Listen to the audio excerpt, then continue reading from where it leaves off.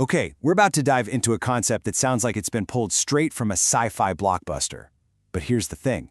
Its foundations are actually being built right now. This is an idea so powerful, it could completely redefine what it even means to be human.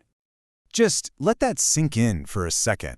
Seriously, what if that language you spent years learning, or that one precious childhood memory, or your professional expertise, what if all of it could just be uploaded, shared with everyone, instantly?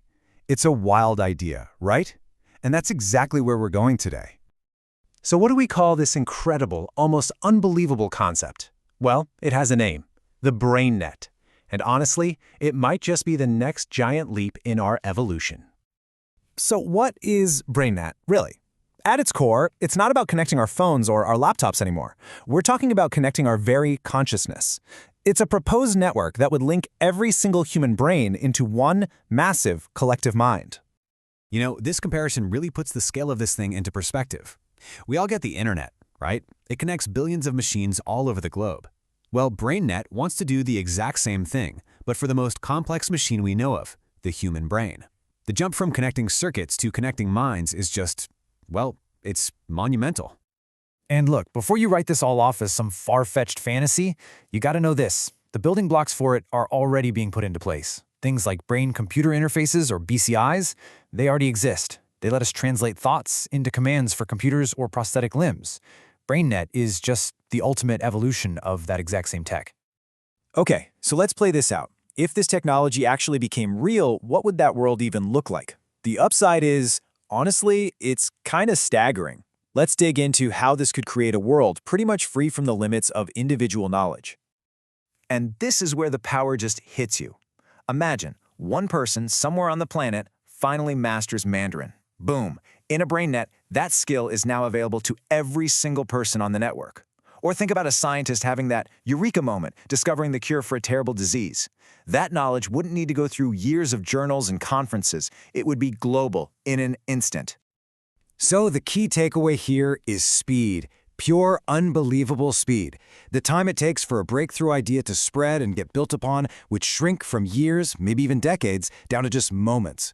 Human progress wouldn't just take a step forward, it would launch itself into an exponential rocket ride of discovery.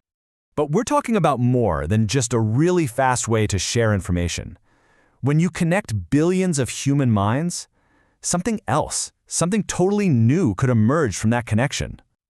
This quote from the source material absolutely nails it. This isn't just a shared cosmic hard drive of facts and figures. No, this is about the fusion of billions of creative, emotional, intuitive human brains, creating something that is so much greater than the sum of its parts, a true supermind. And the things a supermind like this could achieve are almost impossible to wrap your head around. I mean, complex global crises like climate change or world hunger, they could be analyzed and solved in moments. It would create the most powerful human-AI hybrid imaginable. And maybe the most profound thing of all, it could create universal shared empathy. You could literally feel and understand what another person is going through from their perspective. But you knew there was a but coming, right? All of this incredible power comes with a massive question, a profound trade-off we have to confront. This beautiful utopian vision, it has a shadow side. And it's a shadow that could change everything we know about ourselves. The technology itself is breathtaking, no doubt about it, but the source material makes a really crucial point. The biggest transformation isn't about what we'd be able to do, it's about who we'd be. And there it is, the end of the individual as we understand it. The entire concept of a private, separate self, of a singular I, could simply dissolve into a vast ocean of collective consciousness.